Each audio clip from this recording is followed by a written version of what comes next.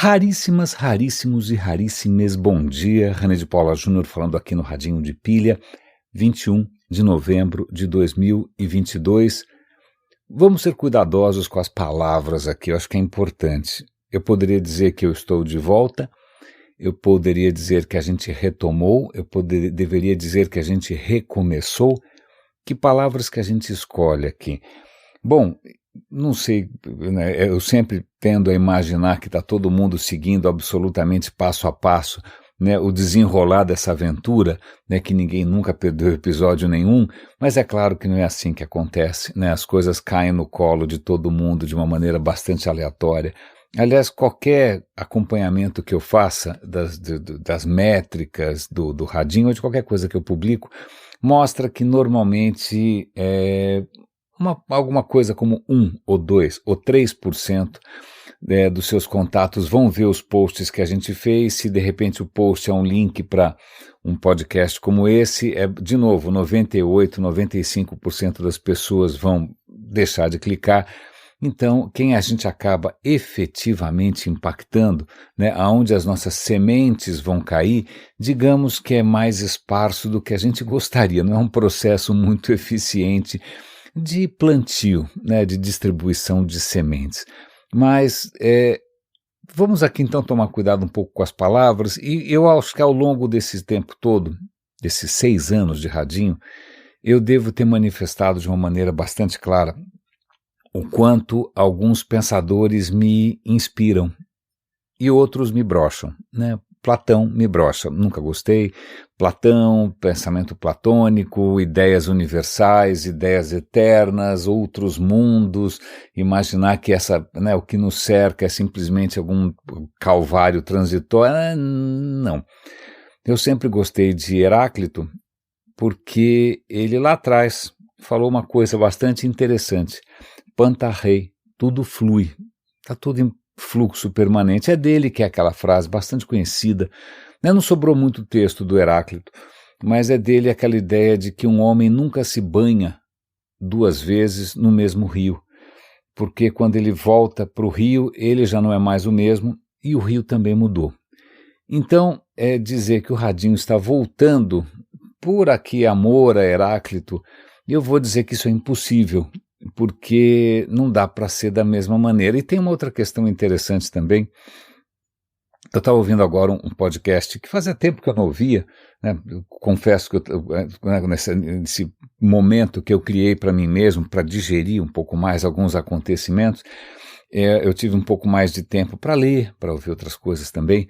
Eu estava ouvindo um cara extremamente importante na questão evolutiva, na questão da biologia, que é um cara chamado Simon Conway Morris. Ele até estava conversando com um cara que eu admiro imensamente, que se eu pudesse hoje, se eu tivesse hoje 10 anos, ou 5 anos, e alguém me perguntasse o que você quer ser quando crescer, eu queria ser o Michael Garfield, mas eu não sei se eu tenho a inteligência necessária, não sei se eu nasci no lugar certo, né? Não sei se eu nasci no momento certo. Talvez não, né? As coisas não se repetem.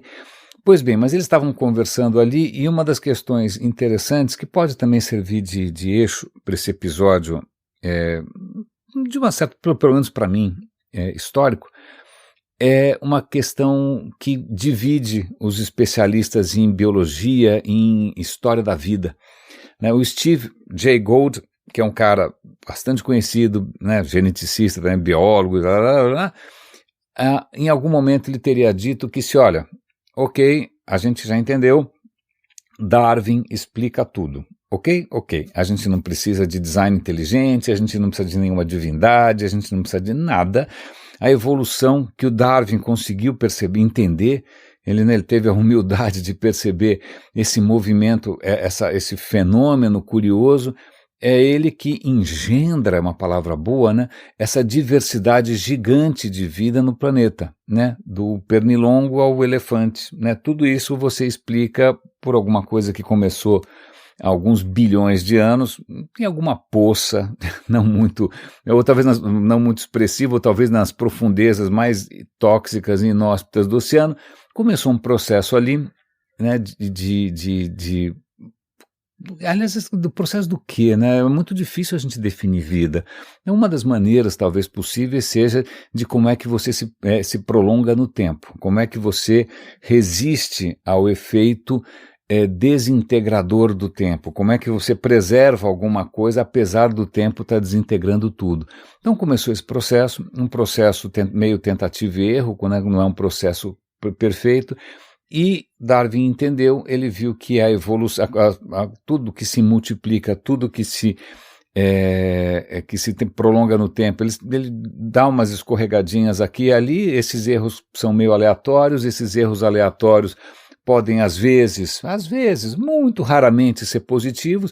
Se ele foi positivo, aquele erro aleatório pode justamente abrir um novo caminho e ele pode se expandir, e aí a história recomeça a cada erro desses, é uma aposta, é uma tentativa, é uma exploração, e aí a natureza e as forças do mundo vão dizer se aquela mudança, se aquela novidade ali, ela é bem-vinda ou não.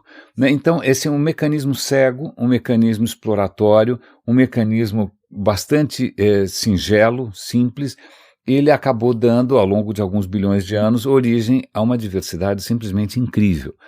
E o que o Steve Jay Gould fala é que esse processo é tão aleatório que se você começasse ele de novo, esquece, volta lá atrás, né? volta a fita, desculpa, eu sou antigo do tempo que a fita você tinha que rebobinar, rebobina a fita e começa tudo de novo. Como cada passo desse é um passo aleatório, o resultado final vai ser o mesmo, né? Se a gente pega um outro planeta idêntico à Terra, né? E aí começa ele do zero, vão nascer cachorros, pessoas, musarãos, sei lá, lombrigas, vai começar tudo de novo igual, e aí Steve Jay Gould fala, não, porque na verdade tudo é possível, a gente está aqui graças a uma série de acasos, esses acasos não necessariamente, eles não vão se repetir, então se você olhar em outros planetas, as formas de vida que podem ter por um processo evolutivo, vale lembrar, se o processo evolutivo é tão simples, tão cego, tão mecânico, ele está acontecendo em todos os lugares possíveis e imagináveis, inclusive os inimagináveis, sobretudo os inimagináveis. Pois bem, então devem estar acontecendo coisas loucas lá. Então se a gente começasse tudo de novo, então vamos imaginar, já que eu estou falando aqui do radinho, não é mesmo? Então se eu começo o radinho de novo, ele vai terminar no mesmo lugar. Se a gente começa a história da vida de novo, se a gente começasse a sua história, né, lá atrás, volta tudo, né, nem estou pedindo para você tomar alguma decisão diferente aqui ou ali, depois camisinha, não pôs, não é nem essa questão. Você chegaria no mesmo lugar, né, você teria um destino selado, os astros, seja lá o que for. Pois bem, o Steve Jay Gould acha que tudo é possível, e esse cara que eu estou comentando aqui, o Simon Conway Morris, ele fala, mais ou menos porque, querendo ou não, as coisas acontecem num mundo, e o mundo tem leis físicas. Querendo ou não, existe uma coisa chamada gravidade. Querendo ou não, dentro da água as coisas são diferentes. Querendo ou não, a água fria é diferente da água quente. Né? Querendo ou não, você ser muito pequenininho é bem diferente de você ser muito grande. Então, veja bem, se você tem um planeta com um ambiente parecido com o da Terra, bastante parecido, o que vai acabar acontecendo não é que a história vai se repetir, não, mas as leis externas, tudo aquilo que está em volta de você, ela condiciona. Você não consegue fazer um avião na forma de um martelo. Por que não? Você pode sonhar, você pode fantasiar o quanto você quiser, você pode fazer uma coisa, pede lá para o Midjourney ou para qualquer robô desses, imaginar um martelo voando.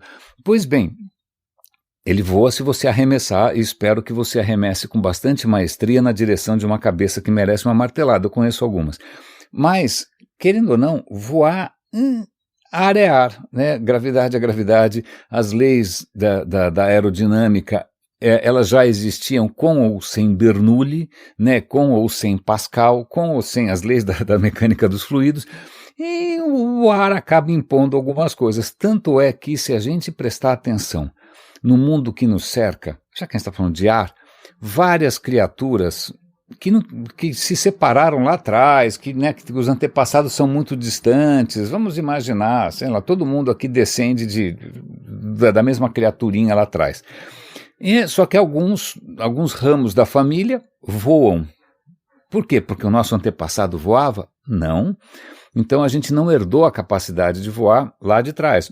O que acontece é que nesses caminhos que a vida foi tomando, teve gente que surgiram mutações que deram origem a tentativas de voar, a maneiras de voar. Então você tem várias criaturas que inventaram o voo.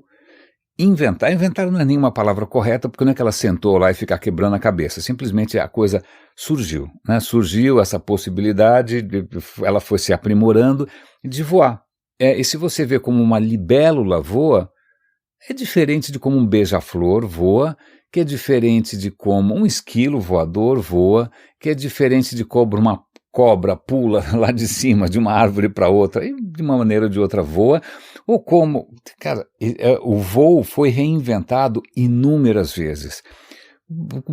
Parecido, sim, não porque as criaturas tenham de alguma maneira participado de um grupo de WhatsApp, trocado figurinhas, ouviam o mesmo podcast, não, pela simples razão de que se você começa a explorar as características do ar, você vai acabar tendo que se condicionar às leis da aerodinâmica, querendo ou não. A mesma coisa para dentro da água. Aliás, muito recentemente, eu fiquei bastante impressionado, vou compartilhar com vocês, conseguiram pela primeira vez registrar um vírus da Covid, um vírus da Covid, tentando ali que nem um louco descobrir uma célula para invadir. Eu fiquei bastante impressionado, não só porque, do ponto de vista técnico e científico, é uma proeza, mas porque eu estava, e provavelmente ainda estou, contagiado pela Covid, o que muito me perturbou, né? Porque para quem sempre quis ser contagiante, não é muito legal você ser contagioso. Eu já vou chegar nesse momento. Mas o que é muito interessante ali é que quando você vê o vírusinho ali, tem várias superfícies ali coloridas que são paredes de célula, e o vírus é um pontinho colorido que está que nem um louco, para lá e para cá, para lá e para cá. Você fala, como é que o vírus faz isso? Ele voa, o vírus tem pernas, o vírus nada, o vírus, sei lá, tem um motor de propulsão iônico da NASA. Não, ele está pulando que nem um louco, porque naquela escala em que o vírus vive, dentro dos nossos fluidos, nós somos relativamente quentinhos. Se o fluido está relativamente quentinho, significa que tudo lá dentro está se mexendo que nem louco. E para quem é muito pequeno, como as coisas estão se mexendo, que a gente chama de movimento browniano, né, esse movimento meio aleatório do calor, o vírus aproveita, como ele é muito pequeno, as células não pulam tanto simplesmente porque elas são maiores, né? Mas um vírus que é muito pequeno, ele nem precisa fazer força, é só ele se largar ali, deixa a vida me levar, e esses movimentos aleatórios do fluido dentro de você fazem com que em algum momento o vírus vai encontrar alguma coisa, e me encontrou. Agora, fazer um pequeno parêntese, eu comuniquei há alguns dias que eu precisava fazer uma pausa. Né? Curiosamente, a decisão de fazer essa pausa precedeu a descoberta de que eu estava com Covid. Eu não estava com sintoma nenhum, né? No dia seguinte eu falei, bom, agora eu vou avisar o radinho que sei lá, preciso fazer uma pausa, eu preciso pensar. E aí eu fiz um teste, eu estava com Covid, isso foi especialmente frustrante por várias razões, óbvio, ninguém quer ficar doente, mas acho que foi especialmente doloroso. Eu acuso aqui a pancada, doeu, pegou, né, causou aí um certo estrago do ponto de vista de autoestima e de inspiração, por várias razões, entre elas porque durante um período gigantesco, 3 anos praticamente, 2 anos e quase 3 anos, nós fizemos esforços insanos de preservação, né? A gente se isolou, a gente usou Face Shield, N95, né? Nós conseguimos atravessar incólumes os piores períodos também, e na verdade o que acabou abrindo uma brecha na nossa fortaleza aqui, que trouxe o vírus para dentro de casa, foi algo externo. É algo que eu não consegui controlar. Então é como se fosse um cavalo de Troia. Eu abri as portas para um cavalo de Troia, eu não vou entrar aqui em detalhes. Então, Ok, tem inúmeras outras razões para isso, solidariedade, etc e tal, mas tem uma questão que acho que aí sim pegou para mim, e para quem, se alguém se interessa aqui pelo que me vai dentro da alma, isso talvez tenha coroado, tenha sido a cereja de bolo num processo bastante complicado, que é o seguinte, talvez um processo meu de aprendizado, né? Eu acho que de uns tempos para cá, eu estava bastante empolgado com o radinho. Todo dia era uma excelente oportunidade para eu tentar conectar ideias, e algumas ideias estavam ganhando consistência na minha cabeça, estavam ganhando potência, elas pareciam hipóteses bastante boas. Por exemplo, a gente está falando aqui de evolução, a gente está falando aqui de acaso, a gente está falando aqui de complexidade, a gente está resgatando a filosofia grega de Heráclito, essas coisas se juntam, poderosas. Eu confesso que eu estava bastante embriagado com isso, e isso é curioso, porque quando a gente se embriaga com uma certeza, isso dá uma potência extraordinária que os gregos já chamavam também de híbris, né? Grande parte das histórias gregas, daquelas que acabam mal, né? Que o cara acaba, sei lá, dormindo com quem não devia, arrancando os olhos, sei lá, essas histórias normalmente têm como pano de fundo uma característica da natureza humana que os gregos já tinham entendido bastante bem, que eles chamavam de híbris, quando as coisas sobem a cabeça. Quando Ícaro, né, o rapazinho, né, ganha as asas do pai, falou, eu vou voar. Aí o pai falou, seguinte, não vai muito longe, você sabe, o negócio é tudo costurado com cera aí, o negócio é meio capenga, se você subir muito o sol vai esquentar, esse negócio vai... Aí obviamente o Ícaro, cheio daquela testosterona espetacular e cheio de híbris, o cara vai longe, voa alto demais, despenca lá de cima e morre. Pum, acabou. Tá vendo? Os gregos estão tentando avisar isso faz tempo.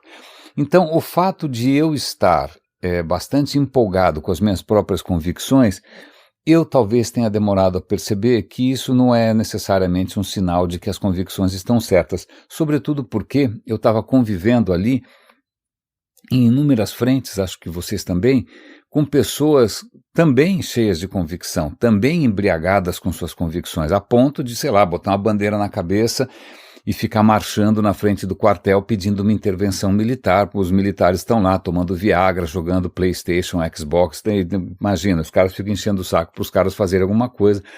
Então, você percebe que se você for conversar com alguém que, de repente, por alguma razão qualquer, se empolgou com uma teoria conspiratória, você vai perceber que muitas vezes o grau de convicção, a paixão, né, o ímpeto que isso causa é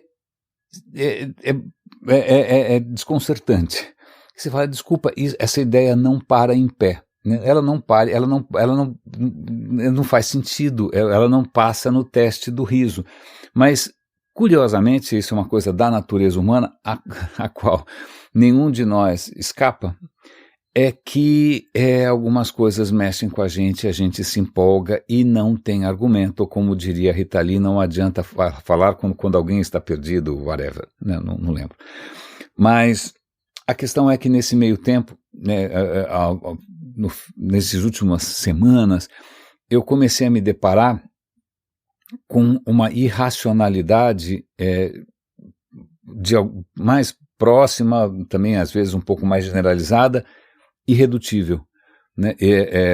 Evidências surgindo da volta galopante da epidemia, os números começando a ficar contraditórios, você percebe que os sistemas de mensuração já não estão mais dando conta, isso não é bom sinal, você começa a perceber que os sinais são esquisitos, mas ao invés disso levantar as bandeiras e conclamar todo mundo, obviamente, a voltar a se prevenir, isso acabou servindo como quase que um teste do otimismo geral, ou da paixão de cada um, ou da fé de cada um, né, para de repente, uma pinóia, né, eu sei que por conta disso, eu desesperado tentando mostrar os sinais todos, mas curiosamente, isso é uma questão bastante interessante, porque quando a gente fala de seleção natural, quando a gente fala de evolução, não quer dizer que uma coisa que prosperou, ela seja necessariamente melhor. Ela simplesmente prosperou. simples assim. É como Elon Musk, ele ficou rico não porque ele é extremamente inteligente, ele só ficou rico. Né? A gente tem evidências diárias da completa imaturidade, da completa falta de coração e da talvez também burrice dessa criatura, embora ele tenha, como muita gente deva imaginar, chegado lá. Então, evolução não é necessariamente progresso. Né? E aí o que eu acho que comecei a perceber de uma maneira bastante dolorosa, porque acho que isso mexe muito com, sei lá, com a paixão que eu estava colocando nisso, é que por mais que algumas ideias que eu traga aqui, para mim façam sentido, talvez até tenham um respaldo da ciência, de pesquisas novas, etc. e tal, elas não são e jamais serão tão contagiantes quanto outras maneiras de pensar que têm raízes mais profundas. Né? Então eu vejo, por exemplo, começou ontem um espetáculo para mim que é extremamente difícil de acompanhar e de entender. Eu vou fazer um parêntese aqui. Aliás, acho que vale, isso deveria ser uma introdução, eu deveria colocar esse disclaimer em todos os episódios do Radinho, que é o seguinte, eu nasci com algumas, todo mundo nasce com algumas peculiaridades, né? Tem gente que nasce, sei lá, cada um nasce de um jeito, né? Alguns com mais talento musical, outros menos, alguns com, sei lá, talento para jogar bola, outros menos, né? Alguns com talento para falar que nem um louco como eu, outros menos. Mas a questão é que, por alguma razão qualquer, não sei se foi nascença ou se foi acidente de percurso, eu tenho muita dificuldade com algumas coisas. Isso que talvez até torne o Radinho interessante, né? Vocês estão vendo um mundo que para vocês é familiar, visto pelos olhos de um alienígena. É mais ou menos isso. Então, imagina, por exemplo, né, os alienígenas resolvem invadir a Terra no dia que a Copa do Mundo começa. O que, aliás, poderia ser, de repente, até os caras falaram, nossa, que beleza, não tem ninguém para resistir, né? A gente achou que as pessoas, né, a gente fosse encontrar algum time, mas parece que não tem ninguém prestando atenção, né? Puxa, a gente imaginou que alguém fosse notar a nossa chegada, ninguém notou, aí os caras vão perceber que, de repente, muitas pessoas estão se fechando dentro de umas construções gigantescas que parecem construções fortificadas. O alienígena vai pensar, puxa, eu acho que eles perceberam alguma coisa, eles resolveram se trancar, né, nessa construção bastante reforçada, tanto é que grande parte, a imensa maioria das pessoas parece realmente bastante preocupada, sentadinha, quietinha ali e tal. Tem ali uma meia dúzia que está parece um parquinho, não dá para entender o que é aquilo, mas tem uns caras ali correndo de lá para cá, não sei porque que eles não estão preocupados, mas do resto parece estar preocupadíssimo. Como é que a Copa do Mundo é vista por um alienígena? É mais ou menos como eu vejo também, né? Por que tem tanta gente sentada ali, olhando 22 caras correndo? Aliás, os alienígenas podiam tentar entender um pouco mais e falar, pera, que engraçado, parece que eles estão chutando alguma coisa no chão. Mas eles têm braços. Se eles têm braços, por que eles não estão pegando a coisa com o braço e estão insistindo em chutar alguma coisa que deve ser até meio doloroso? Quem sabe essas pessoas todas é uma minoria que tem algum tipo de defeito físico, não é mesmo? E aí uma hora eles vão perceber que tem um certo padrão de cor, de um lado tem mais gente com uma cor, do lado tem mais outra, e aí eles vão perceber que quando alguém levanta um pedaço de pau com um pano colorido de uma cerda, isso provoca uma reação simplesmente tsunâmica de todo mundo. Pois bem, tá vendo como às vezes é interessante você ouvir um alienígena? É porque para mim futebol é isso. Eu tenho uma imensa dificuldade de entender quem foi que inventa um jogo masoquista daquele em que você não pode pegar nas coisas, por que tem que enfiar no meio de 2 pauzinhos ou 3 pauzinhos, ou por que quando as pessoas ficam loucas quando vem uma bandeira. Que isso realmente vai demorar mais 10 anos de radinho para eu conseguir chegar a alguma conclusão, qual é o poder enlouquecedor, né, em um pedaço de pano com algumas cores específicas, né, atado a um pedaço de pau que pode inclusive servir para bater na cabeça dos outros. Desculpa, se for só uma pequena digressão, Mas voltando aqui até para entender um pouco por que eu acho que eu perdi o pé, foi porque talvez eu tenha me deixado levar longe demais pela convicção de que as coisas que me contagiam os outros também. Né? As coisas que para mim fazem todo sentido, que elas teriam algum poder de convencimento. Né? E aí eu percebo que aí não é só um problema meu, acho que é o de todo mundo que está tentando comunicar ciência, tentando comunicar, sei lá, razão, né? a dificuldade que é quando mudou o ecossistema, né, mudou o meio ambiente, mudaram as leis da natureza, né, as leis da física estão de cabeça para baixo, porque hoje não só vou ser politicamente incorreto, mas se a burrice tinha uma certa dificuldade de parar em pé, acontece que hoje, graças às plataformas digitais, que descobriram como alavancar e monetizar a burrice, porque a burrice dá muito mais dinheiro, né, a burrice, a estupidez, dá muito mais dinheiro, né, porque ela move, é muito mais fácil, né, é muito mais rápido. Se você quiser ganhar dinheiro, ganha com burrice, tá fácil essa história. A estupidez é um retorno sobre investimento incrível. Então, de uma hora para outra, as leis mudam. Então é como se a gravidade tivesse mudado, então as coisas que são mais delicadas, que de repente precisam mais de tempo, elas simplesmente, é o que eu deixei de perceber, elas não têm condição de fazer frente, sobretudo porque quando as pessoas estão assim apaixonadas pela sua própria ideia, por mais cretina que seja, não tem muito o que fazer. E aí a gente está de novo, eu aqui com Covid, muito a contragosto, muito, por sorte. A coisa está sob controle. Por sorte, eu tinha acabado de voltar de uma viagem onde eu descobri como tomar a quinta dose, então eu tomei uma quinta dose, essa que eles estão chamando de ambivalente. Então isso talvez tenha facilitado a minha reação bastante serena ao vírus, não tive nenhum sintoma mais grave, por enquanto. Não sei se isso vai me provocar algum efeito de Covid longa, se eu vou perder a capacidade de conectar assuntos aqui de improviso no radinho, não sei, isso me apavora, confesso. Mas, então, foi um processo. Eu não sei se isso...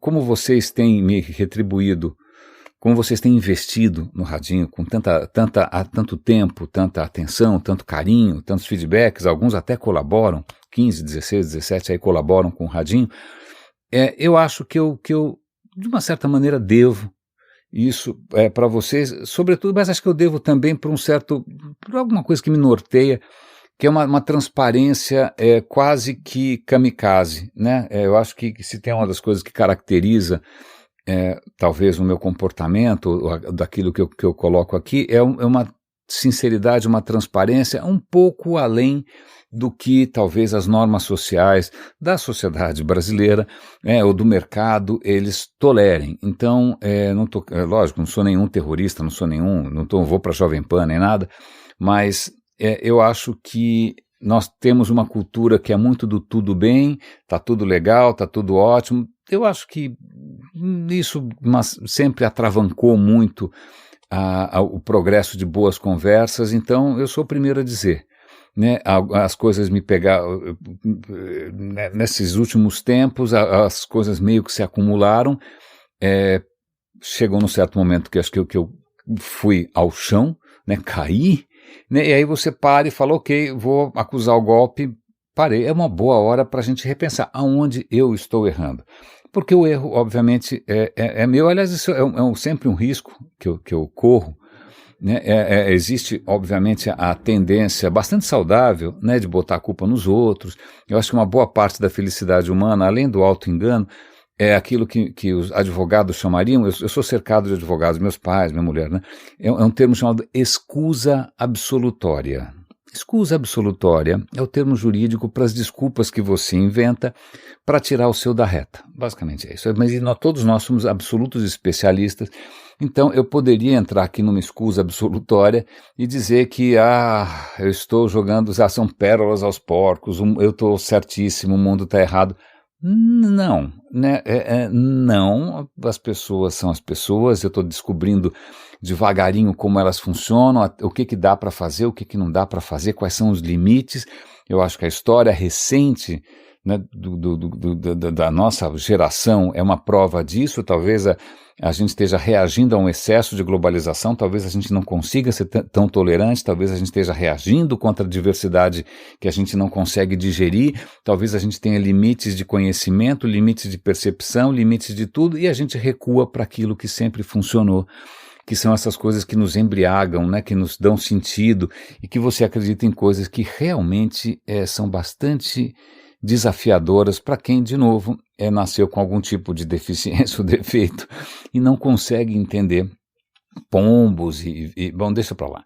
Mas, em suma, uma conjunção de fatores, acho que essa coisa galopante, né, da irracionalidade, que se completa ainda com um golpe bastante sórdido para mim, que é perder o Twitter.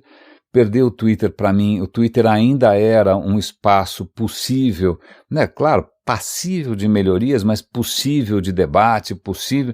Ele foi simplesmente atingido por um meteoro, né, se bem que não é um meteoro que matou os dinossauros, é um dinossauro meteoro, né, o Elon Musk, que é um ogro completamente imaturo, ele invade, para mim está parecendo Alexandre o Grande botando fogo em Persépolis, sei lá, o cara invade um espaço público e faz o que bem entende. Isso é difícil você, ou pelo menos eu, né, não parar para pensar que, pera um instante, né, as coisas estão muito de cabeça para baixo. Então esse triunfo galopante, sorridente da irracionalidade, gente pedindo não sei o que no quartel, né, de novo questões políticas ressurgindo das trevas, e mesmo gente muito ilustrada, exposta aos mesmos fatos, né, optando por uma narrativa ou por uma visão notoriamente fantasiosa, simplesmente porque isso empolga mais, ou talvez porque tenha cansado, porque não aguente mais, porque tenha chegado ao seu limite. Isso me fez parar, né? Ok, eu estou errado aqui, eu estou errando de alguma maneira, talvez em imaginar que as pessoas sejam capazes de mais do que elas querem, ao imaginar que de repente tem mais gente como eu, ao imaginar que de repente eu tenho razão, de repente eu não tenho, né, de repente eu não tenho nada melhor para oferecer. Então esse receio de não ter nada melhor para oferecer, ou de estar simplesmente queimando meu bestunto aqui com coisas que não vão fazer ninguém necessariamente mais feliz, isso mexeu. Porque quando você está, e aí é uma imagem que me acompanha faz tempo, faz algumas décadas já, que a minha trajetória profissional, pessoal, tem sido bastante exploratória, né? E muitas vezes aí andando numa corda bamba em que a outra ponta eu não sei se está presa. É basicamente isso, a imagem é essa. Imagina uma corda bamba que você não sabe muito bem se a outra ponta está presa, né? Então é como se eu mesmo segurando a outra ponta da corda bamba o tempo todo. É frágil, mas tudo que é rico, tudo que é novo, tudo que é fecundo é frágil, né? É frágil, em algum momento as coisas que alimentam isso, os fundamentos disso, eles podem bagunçar e você cai. E aí a questão vamos voltar agora para uma questão de palavras. Eu não acho que eu estou retomando o radinho, eu acho que não. Porque eu acho que eu não sou, tem uma mudança íntima dentro de mim, ok? A questão, e também não é alguma coisa que eu possa retomar no mesmo ponto e continuar, não, o radinho sempre começou, aliás, como começou esse episódio aqui, sem roteiro. Eu abro o microfone e as ideias vão se conectando em tempo real.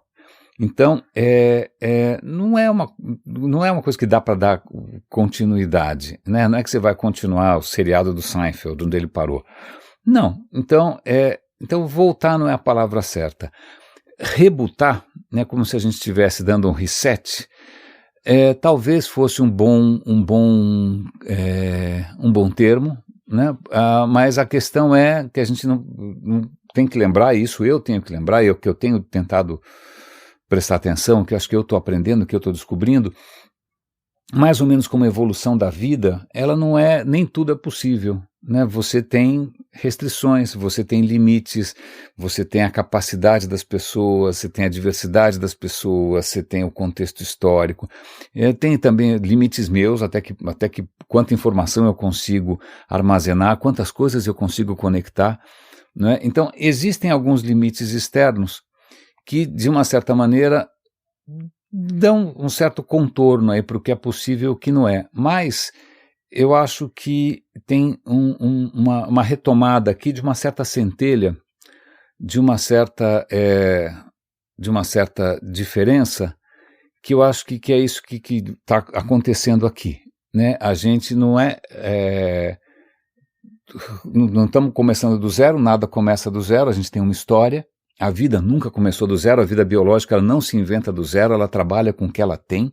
Nós todos aqui somos peixes que resolveram sair fora d'água, mas continuamos sendo peixes, né? O nosso ouvido ainda é de peixe, tudo, né?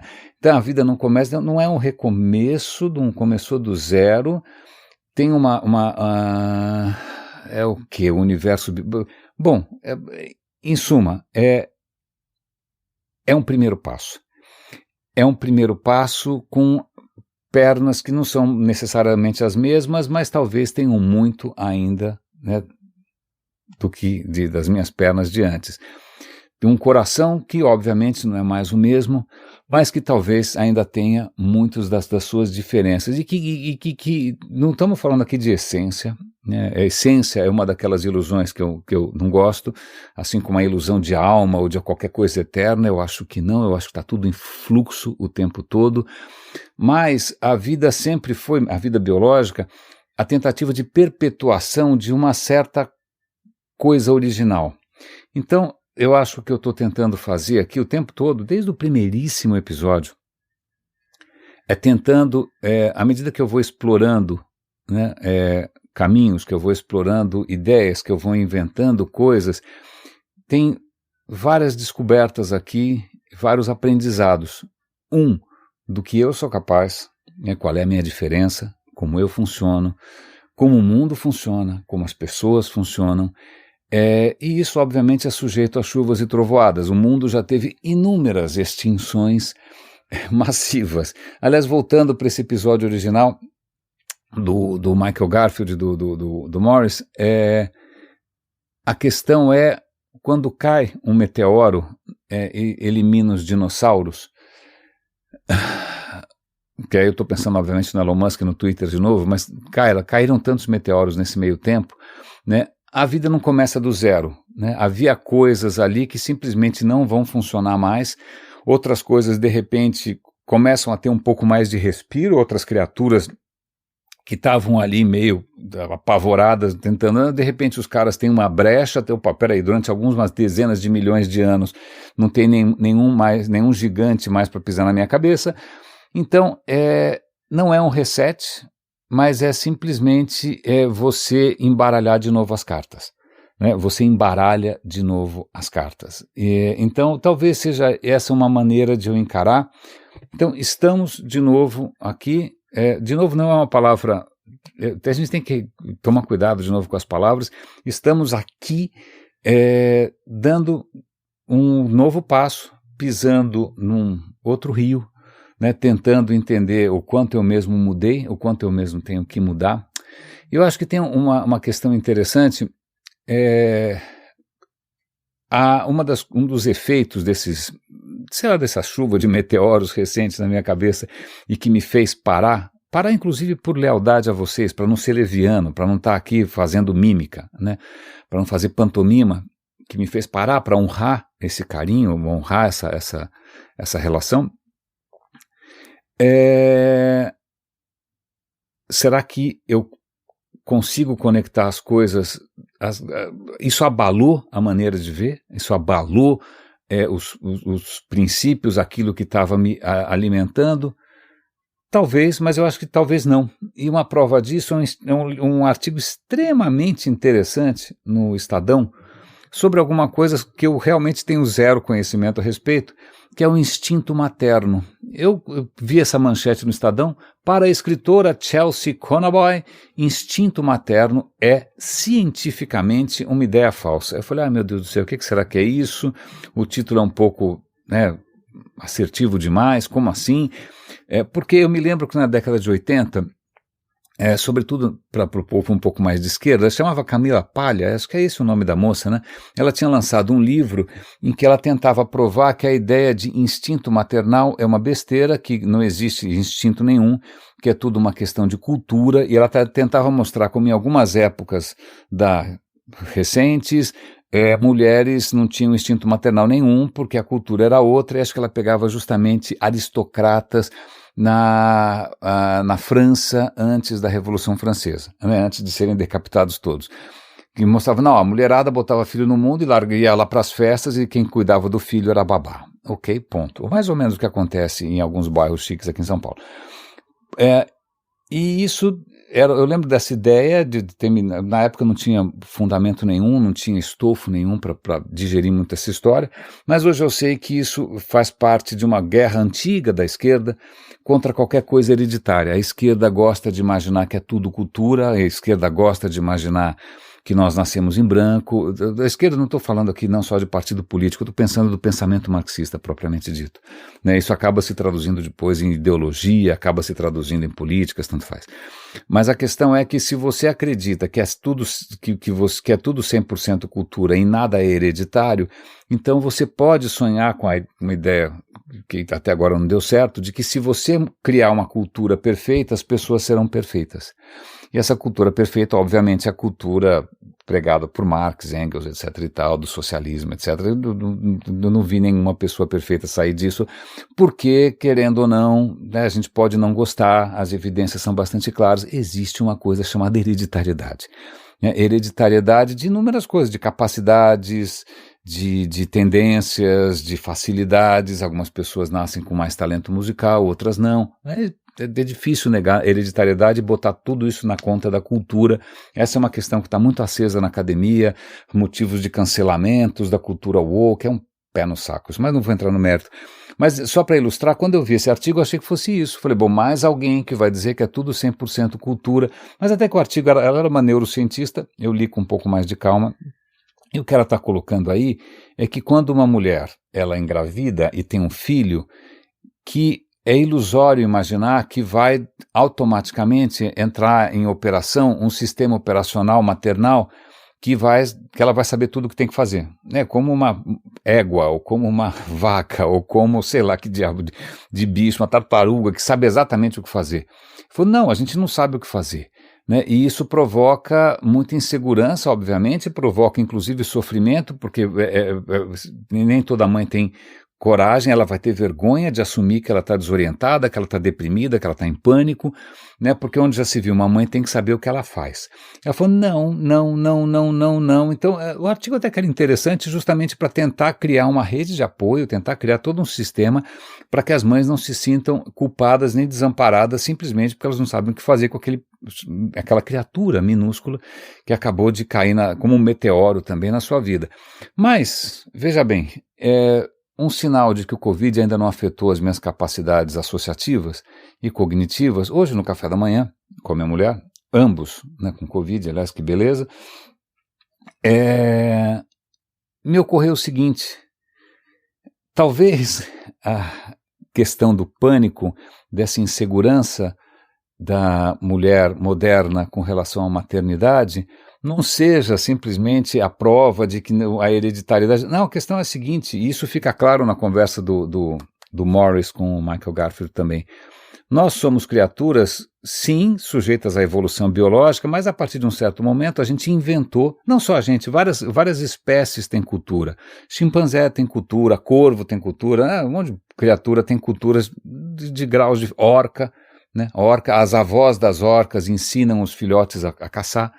Então você tem um mecanismo de transmissão da cultura, mas como a gente inventou uma linguagem mais sofisticada, isso explodiu, né? Então a nossa evolução passa a ser acelerada pela evolução da cultura, que evolui mais rápido, não necessariamente em direções positivas, vale acrescentar aqui que uma série de ideias absolutamente delirantes continuam de pé depois de 2000 anos, ou mais, mas a questão é que a cultura ela passa a ser indissociável da nossa evolução. Então nós somos criaturas que têm sim um legado evolutivo, um legado biológico, um legado hereditário, mas que respira cultura. Né? E curiosamente, de uns tempos para cá, com o nascimento do indivíduo, da família nuclear, que talvez seja até uma invenção da Igreja Católica, o que acontece é que a gente começa a se aventurar por um território novo, porque durante a nossa evolução toda, nenhuma mulher tinha um filho sozinha. Ela não precisava saber o que fazer, porque ela estava cercada de outras fêmeas, de outras mulheres que sabiam o que fazer, uma doula, uma parteira, a avó, a mãe. Então, ninguém Você não precisava ter dentro de você o conhecimento todo, porque você tinha um conhecimento distribuído. Então você nem precisa acumular isso como um instinto, alguma coisa que vem instalada no sistema operacional, não precisa, porque você está cercada de uma comunidade que te suporta. A questão é que, por absoluta burrice, a gente começa a acreditar na ideia do indivíduo isolado, a gente começa a romper os laços, a gente só pensa na felicidade individual, a gente só pensa na família nuclear, a gente começa a esgarçar essa rede de apoio, e o que acontece? Nasce um bebê e aí você percebe que você veio sem manual de instruções. Por que veio sem manual de instruções? Porque simplesmente em algum momento a gente tinha descoberto que a melhor maneira, né, dessa criatura tão frágil que somos nós, tão insegura, tão incerta, né, com tão pouca certeza, que a maneira da gente ter alguma chance de sobrevivência era criar ali uma cultura coletiva onde todos se apoiam, onde o conhecimento, o aprendizado é transmitido de geração para geração. Então você não precisa carregar tudo instalado. Então, veja, eu vou tentar registrar isso de alguma maneira, vou tentar mandar com um comentário na notícia. Para mim, veja que interessante, eu acho que, de novo, esse pensamento de que nós somos, sim, criaturas da evolução, não adianta a gente idealizar, a gente é o que a gente cometeu erros, a gente pode ter caminhos melhores, a gente pode explorar outros caminhos, que o caminho do individualismo, do egoísmo, notoriamente é um caminho empobrecedor, que você tem que inventar outras histórias, ou consumir feito um louco. Eu acho que foi uma coisa que me ocorreu hoje de manhã. Então, se eu fui capaz de pensar tudo isso sozinho, com uma notícia que absolutamente não deveria me dizer respeito, porque eu nunca tive filhos, eu também não sou mulher, né? E consegui conectar isso com um podcast de uma figura que eu muito admiro, então eu acho que alguns fundamentos ainda estão de pé. O que eu espero com isso não é converter, né? É conversar. Converter não, porque eu acho que eu perdi bastante a convicção, eu perdi talvez para sempre, a convicção de que existe um jeito melhor ou mais satisfatório de pensar do que outros. É mais satisfatório para mim, eu não posso tomar como referência, eu não posso me tomar como referência porque por alguma razão inexplicável eu não consigo me empolgar com time de futebol, com Copa do Mundo, não consigo me empolgar com ser chefe, eu não consigo me empolgar com várias coisas, não consigo me empolgar, né? Não consigo me empolgar com álcool, nem com drogas, nem com nada, então, nem com fé, então eu tenho que levar em conta a minha própria singularidade, né? Essa singularidade é um experimento macro, da humanidade está gerando singularidades humanas o tempo todo, isso tem chance de, né, é uma alternativa melhor? Não, mas quem sabe, quando a gente está lançando sementes, quando a gente está espalhando as sementes por aí, a gente nunca sabe onde elas vão cair. Então eu estou agora estou iniciando essa sequência de passos, mais ou menos como eu comecei esse episódio, sem saber onde vai dar, seguindo as coisas que me iluminam, as coisas que de repente se conectam, as coisas, e tentando manter na cabeça, né, tentando não me embriagar comigo mesmo, e tentando lembrar que é muito difícil a gente resistir a isso, imaginar que um está mais certo que o outro ou não. Não, isso é só, sei lá, sementes por aí. Como elas vão florescer, quem ela vai fortalecer, quem ela vai eventualmente melindrar, a gente tem um controle bastante limitado. Então, eu agradeço a todos pelas manifestações de carinho, de preocupação, para quem se preocupou se eu estava morrendo ou não, para quem se preocupou se eu estava muito triste ou não. Acho que uma das minhas singularidades é algo que eu não tenho controle, não é uma coisa voluntária minha, não é uma coisa que eu decido, que talvez seja esse comportamento, eu poderia chamar com uma coisa bonita como resiliência, mas talvez seja uma certa teimosia, né, de levantar e continuar explorando e continuar lançando variantes e continuar lançando sementes. É assim que eu funciono. Espero que isso, de alguma maneira, inspire você. Cuidem-se, por favor, cuidem-se. Eu peguei Covid a contragosto, eu não sou uma figura de otimismo, não adianta falar, vai passar e não vai acontecer nada, eu sei dos riscos, isso pode afetar para sempre meu corpo de maneiras que eu não conheço, isso pode ter comprometido a minha velhice, isso pode comprometer a minha capacidade de ter ideias aqui no radinho, pode ser que não aconteça nada, eu tenho tentado cuidar do meu corpo com muito carinho, eu não enxergo o meu corpo como algum, sei lá, invólucro descartável, não, o nosso corpo é um milagre, e o nosso corpo não é um corpo só individual, nós somos uma espécie social, sozinho sozinho a gente se perde. Então eu acho que uma das ideias, ou das justificativas para eu estar aqui de novo, falando com você, é justamente para mostrar que por mais diferente e singular que você seja, não necessariamente você está sozinho. E se a gente descobre como se alimentar, como se fortalecer uns aos outros, quem sabe a gente consegue fazer alguma diferença.